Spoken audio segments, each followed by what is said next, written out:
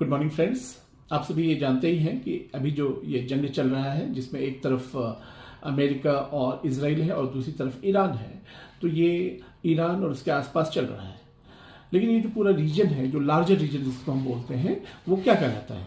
वो भी आप जानते ही, वो मिडल ईस्ट रीजन कहलाता है, मध्य पूर्व क्षेत्र कहलाता है। लेकिन क्या आप ये भी जानते हैं कि ये पूरा का पूरा जो मध्य पूर्व क्षेत्र है, ये हमेशा से कॉन्फ्लिक्ट प्रोन रहा है, कॉन्फ्लिक्ट इन्फ्लिक्टेड रहा है, जहां हमेशा से कभी गृह युद्ध, कभी इंटर कंट्री वॉर हमेशा से चलता रहा है। चाहे वो सीरिया हो, चाहे वो इजराइल पैलेस्टाइन के बीच हो, चाहे वो ईरान कुवैत, ईरान इराक वगैरह वगैरह। और आप ये भी जानते होंगे कि यहाँ जो भी होता है उसमें डायरेक्टली या इनडायरेक्टली जो हमारे सुपर पावर्स हैं और बड़े पावर्स हैं, वो भी शामिल हो जाते हैं। तो दोस्तों, इस पूरे रीजन को समझना बहुत ज़रूरी है। अगर आप किसी भी एग्ज़ाम की तैयारी कर रहे हैं तो आपको इस पूरे रीजन को अच्छी तरह से समझना पड़ेगा। उसके जोग्राफिकल लोकेशन को, उसके सामरिक महत्व को, उसका जो स्ट्रैटेजिक इंपॉर्टेंस है, सिग्निफिकेंस है, उसको समझना पड़ेगा। लेकिन इन सब चीज़ों को समझने के लिए आपको शुरू करना पड़ेगा कि इस पूरे रीजन में कौन कौन से मुल्क हैं, वहाँ का डेमोग्राफिक कंपोजिशन क्या है, वहाँ पे किस तरह के लैंग्वेजेस बोली जाती हैं, और वहाँ का जो उस पूरे रीजन का जो पॉलिटिक्स है वो किन चीज़ों से प्रभावित होता है।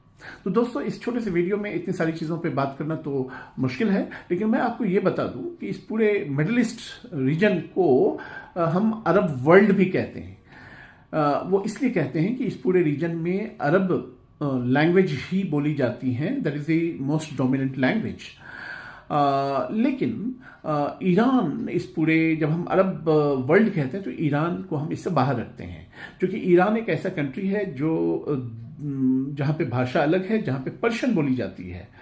और ईरान एक वजह से इसलिए भी अलग थलग पड़ जाता है कि ईरान ही एक ऐसा वाहिद कंट्री है, ऐसा कंट्री है जहाँ पे शिया मुल्क कहलाता है जो, और वहाँ पे शिया का ही पॉपुलेशन ज़्यादा है।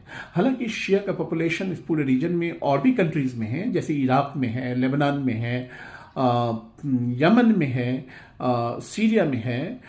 लेकिन जो ईरान है वो बेसिकली शिया मुल्क ही है, और बाकी के जो मुल्क हैं वो वहाँ पे सुन्नी, अगर वो मुस्लिम कंट्रीज़ हैं तो सुन्नी है। और इजराइल एक ऐसा कंट्री है जहाँ पे जेविश कम्युनिटी डोमिनेट करता है। हालांकि लैंग्वेज उनकी भी या तो हिब्रू है या फिर अरबिक है, ज्यूज भी अरबिक बोलते हैं। तो थैंक यू गाइस।